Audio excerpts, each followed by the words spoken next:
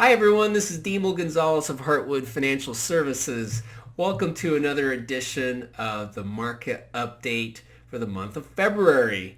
I'd like to start off by saying I'm a little tired of COVID and I look forward and I think the day is coming. It seems to be coming pretty quickly where we'll be able to get back together again and visit in person and all that.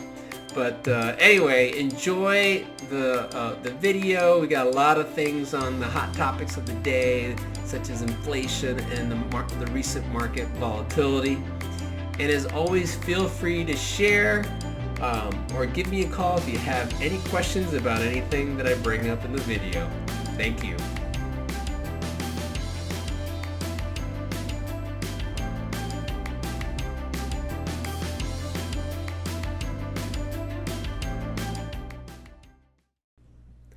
All right, let's get things kick-started with the asset class returns for February. It was a curious month. It started out really well, kind of fizzled out at the end. We'll talk a little bit more about what was going on there and what's to come. But for now, you can see that we had some pretty good returns overall for the month, up 2.76 for large cap stocks. And I changed the chart a little bit to show 12-month returns so you can see the last 12 months and the last 1 month, up 31 for the last 12 months. Pretty good. But again, small cap stocks outperforming, up 6.8% for the month. Real estate was up, not quite as much, although I'm starting to see that is starting to change towards the end of the month as I said, things fizzled out a little bit. Real estate was actually a little stronger. International developed stocks were up 2.5%, which is pretty good, keeping up with the S&P. 1.5 for emerging markets, so that was a little disappointing, but you could see how emerging markets has outperformed international in general pretty nicely. Fixed income was down. We're going to be talking a lot more about that because interest rates were going up, and usually, when interest rates go up, the stock or the bond values go down. And so we've seen a little bit of that, down 2.03, still up for the last 12 months. And high yield was pretty much flat, but done pretty good for the last 12 months. And to finish off with gold was down 6.49% last month. And you might ask, well, how in the world did that happen? I thought there's been talks about inflation. What's interesting is interest rates have been going up and the actual inflation hasn't really been going up that much. And so when that happens, that's actually not really good for gold because real yields, which is the yield after inflation, is getting higher, okay? And when those yields go higher, it's a little less attractive for gold. And this may continue, but I think inflation is going to probably start creeping up a little bit, and that may equalize it, which would be a little better for gold. So we'll see. We'll be keeping an eye on that, of course. All right, now for the market update for the month of February. It was a pretty curious month, like I said before. Things started off with a bang, kind of fizzled out at the end. And so a lot of what happened in February was very optimistic and good signs for the economy. And so I've labeled this outlook as the economic comeback. And so first of all, the virus progress was super encouraging. And I'll get into more of that in the details. But the hospitalizations are down, the cases are down, and of course the deaths are starting to finally really come down quite a bit. This has brought up a lot of optimism for recovery in the economy and jobs and many, many industries. So this has been a very good sign. Also, because of the vaccination pace, we're talking about possibly getting into herd immunity, which is when we get into that 60 to 80% range by the summer, which would be incredible. I think that's probably sooner than a lot of people realized. And so once we get to herd immunity, then that's maybe when life can start getting a little bit more back to normal. Maybe not 100% back to normal, but it'll feel a lot better than it does right at the moment. So that's also really, really good news. And then, of course, the leading indicators continue to improve. The initial jobless claims showed up pretty good. The job situation's, still improving. Pretty slow still. We still have a long way to go, but it has looked a lot better. In fact, today the job numbers came out, and we had 397,000 new jobs for the month of February, and they were anticipating 215. So it was a very positive number, and things are looking even a lot more positive than we initially thought. And then the last one is inflation worries have been concerning Wall Street. And so it's kind of ironic. Things are looking so positive that people are concerned that the growth is going to be so great, and with all the liquidity from the Fed, that we could see a lot of inflation. And so interest rates have been going up a lot in anticipation of that.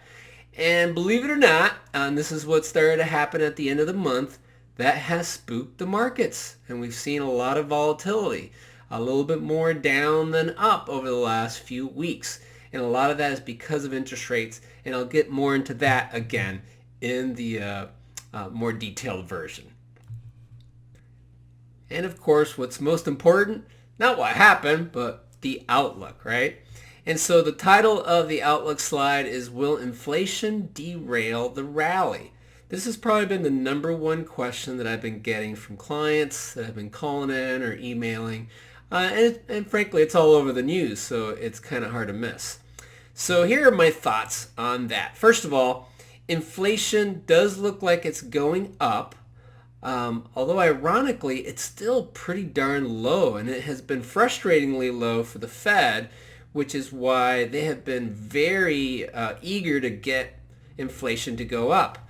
It looks like it's finally starting to happen, but my thoughts is that it's going up, but not lethal. And I'll get, again, more into that in the extended version of the video. The Fed reaffirms zero rate policy.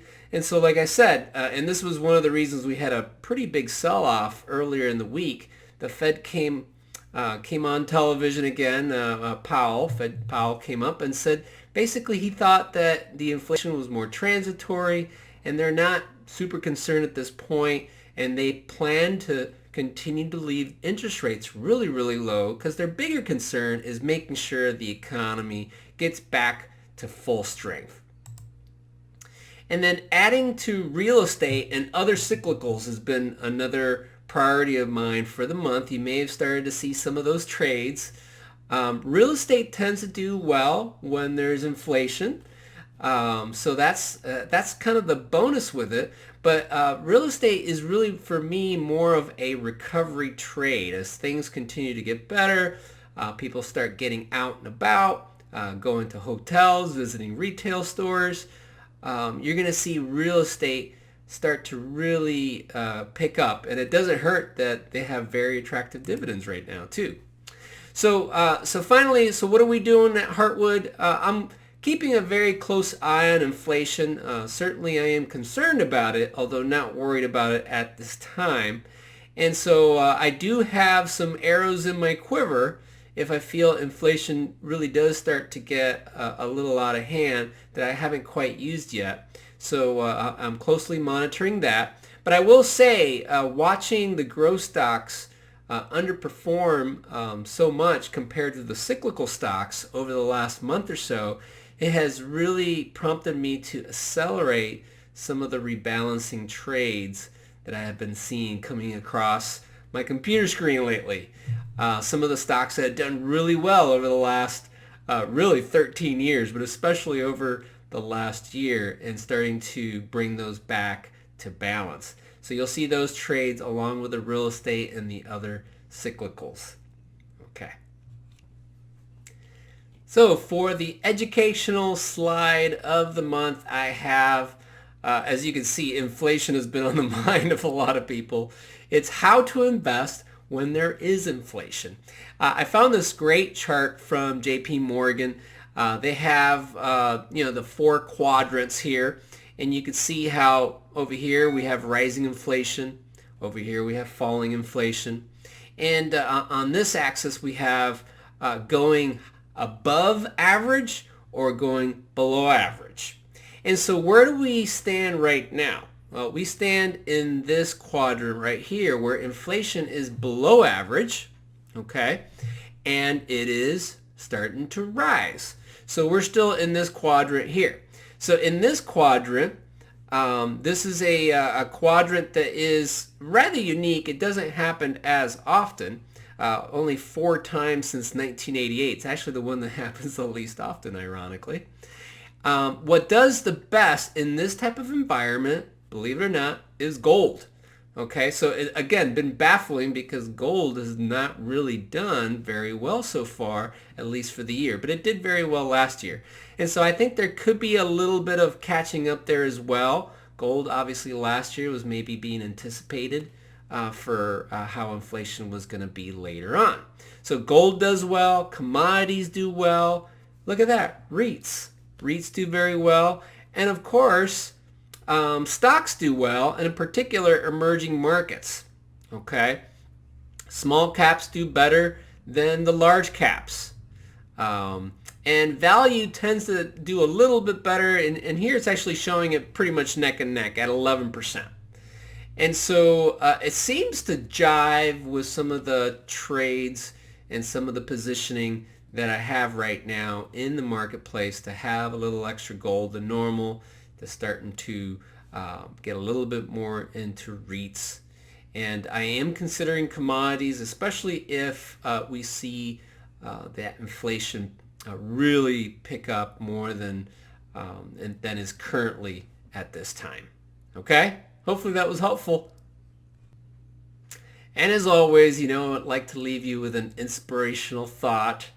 And this quote is actually from one of my favorite movies called The Imitation Game. You should really check it out. It's the story of Alan Turing. He's basically the guy that invented the computer. He used it to decode a lot of the Nazi communications that were coming through, and it really made a big difference in the war. And so the quote goes like this. It's sometimes it is the people no one imagines anything of who do the things that no one can imagine. This quote gets me a little emotional because it reminds me that oftentimes it's those quirky, weird people that sometimes people don't think they can do anything that are the ones that really change the world. And Alan Turing was very quirky. If you watch the movie, you'll realize that he was probably, I don't know for sure, but he seems like he was on the maybe Asperger, somewhere on the autism spectrum. And the reason I thought of bringing up this slide is, a lot of you know that my oldest son, Andrew, is on the autism spectrum. And he is turning 18 this month. So I thought of him, and I wanted to commemorate his birthday with this cool quote and sharing it with everybody. So thank you, and happy birthday, Andrew.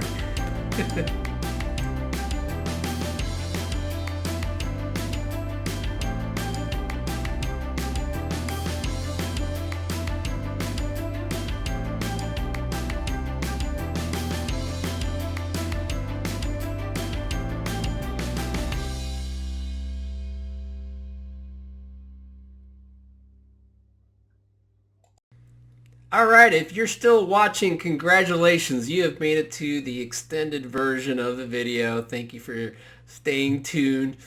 This is the chart that I've shown a few times. It's about the virus, the hospitalizations, the cases, the deaths. The blue line, as you can see here, those are the cases. And so they have been dramatically coming down. The yellow line are the hospitalizations. They have also been coming down dramatically. And thankfully that red line, which has lagged a little bit, but it's the deaths, and those have been coming down as well. We have come a long ways, and things are looking a lot brighter. In fact, you can see here by the daily vaccine doses that we're starting to get in about that 2 million dose per day average, which is phenomenal. So I'll show you a little bit more about what that can mean for herd immunity. So this is a chart I got from Vanguard. I thought was pretty good to illustrate this point. Herd immunity is it's more of a term, a medical term for when the contagiousness of a virus tends to drop dramatically because a lot of people have already become immune to the virus. And so here they have a 66% herd immunity threshold and an 80% herd immunity threshold. I don't know the difference between the variances of those two, but I know they're significant in that the virus goes down dramatically at those two levels, and of course that brings us to hopefully to reopen more and bring things more back to normal. But what they're showing here is in the 1 million vaccinations per day, which is what we were doing really at the beginning of the year, we would probably be reaching herd immunity at 66% probably in the fall. But like I showed you a moment ago, we've been averaging closer to 2 million, and who knows, maybe we can even do more. But for now, 2 million. And at 2 million, we can reach the 80% herd immunity by July. And that doesn't even count all the people that have already gotten sick and recovered and probably have some natural immunity. And people that are just naturally prone to not getting the virus. So these are very good signs. I think this is probably more optimistic than what a lot of people thought when we were first looking at getting the vaccinations distributed. So again, another reason why you've seen the market react so well. But also the reason why some people are starting to get a little nervous about inflation, right? Because things are starting to really turn around, and it seems like we're still pouring a lot of gasoline into the fire with the stimuluses. So we'll be watching that carefully. Okay, and I was also talking about how the leading indicators have been improving. They have been improving nicely, although I will say that they haven't been improving astronomically. Another reason why I think inflation will probably start to creep up, but not astronomically creep up. But you could see here, we hit some really high initial claims, which is the weekly unemployment, how many new people, right, are looking for unemployment help.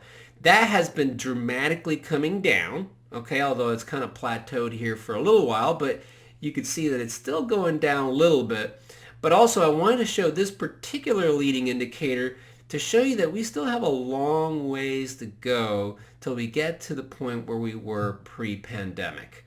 And from my understanding is that even if we grow at 500,000 jobs every month, it's still going to be not till Q4 of 2022 till we get back to normal jobs pre-pandemic. So in other words, it's going to be a while still. And that inflation, yes, it can start creeping up, but it will probably need everybody working and earning and spending for that to really jumpstart. And it looks like that could still be a little while. And in the update section, I mentioned the inflation fears.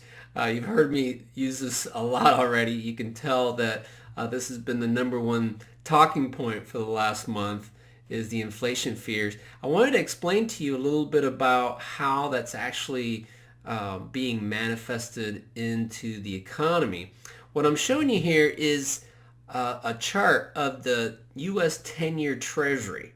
Okay, this is the actual interest rate. And you could see that basically before the pandemic, we were right around in the 1.5% range. In fact, I cut this off. We were right around 2 really before the pandemic. And now you can see how it went down in the summer of last year. It got down to about 0.5%. Pretty scary times. But it has come back up pretty strongly. So now we're back up to almost normal, at least, normal from a year ago, at about 1.55%.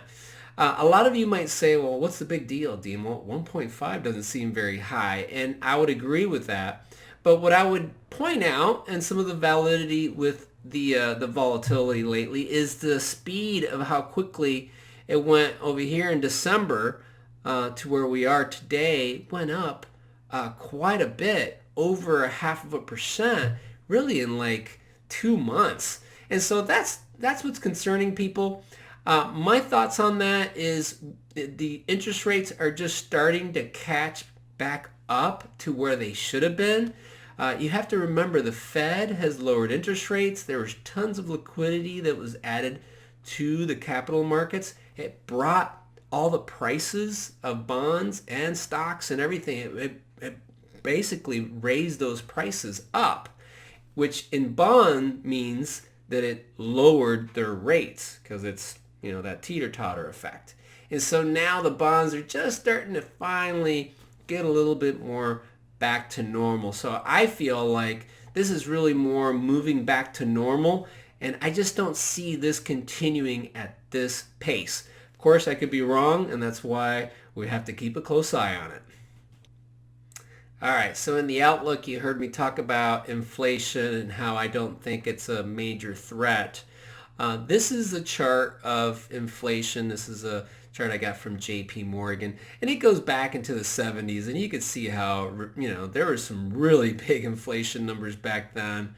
But here's where we are today. The latest CPI numbers were 1.4%. That's not very high. In fact, 2% is the target for the Fed. So they're really trying to get inflation up, believe it or not. And in fact, recently they've talked about superseding, or exceeding, I should say, inflation and averaging around 2%. So they're okay even seeing it go higher than 2% for a while, because you can see how it's been way below 2% for quite a while. And so inflation is not high at the moment. It does look like it's starting to come back up, but it's starting to really just get back to a little closer to normal. Now, in the outlook, I also mentioned how the Fed was being very careful about not jumping the gun with what the market's been doing the last few weeks, and sticking to their guns with keeping interest rates low. This is, again, another chart I got from JP Morgan, and they show how basically the expectations for Fed hikes, if you could see that, it's not very much. And so that's the year-end estimates from the Federal Open Market Committee. So that's basically the Fed. And the market expectations is that brown. It's almost like exactly the same line.